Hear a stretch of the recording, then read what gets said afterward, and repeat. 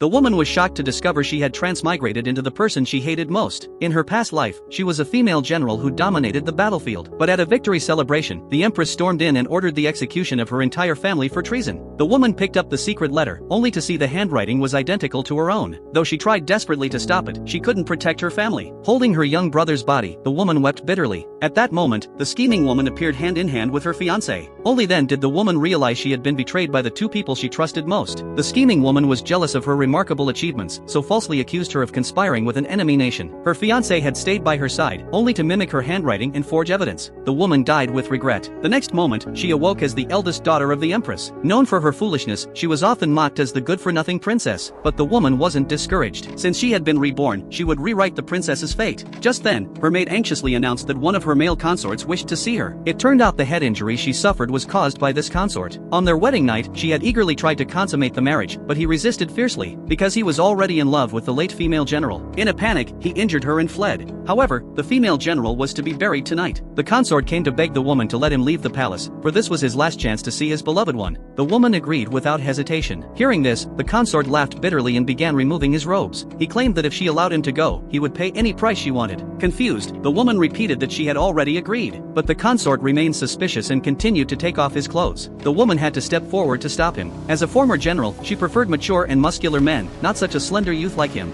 However, the consort still refused to believe she had agreed so easily. Before leaving, he couldn't help but curse her for being hypocritical. At the same time, the funeral procession moved through the streets. The leading official loudly declared the female general's treason, forbidding anyone from mourning her. Even more cruelly, the general had no living family left to attend her funeral. Her fiancé refused to be present, so a stranger had to carry her spirit tablet. Just then, the consort appeared in mourning robes and blocked the procession. He insisted the general's achievements spoke for themselves, and she must have been wrongfully killed. Kneeling, he begged to carry her spirit tablet himself. The official scolded him, saying that as the princess's consort, he was courting death. But the consort showed no fear and joined the procession. His determined gaze moved others in the crowd. They shouted that the general had been wronged, kneeling to bid her farewell. The woman watched silently. She vowed to clear her name and make those who betrayed her pay the price. The next day, she ordered her maid to spread a rumor that the imperial tutor suspected the empress had deliberately killed the general. Soon, the news reached the court. The empress didn't dare punish the imperial tutor, asking if anyone was willing to persuade her. But faced with the tutor's immense prestige, no one stepped forward. Seeing this, the woman immediately volunteered to go. But a man suddenly came forward and offered to go in her place. The woman turned and recognized him. He was the only man permitted to participate in court discussions, and also one of her male consorts.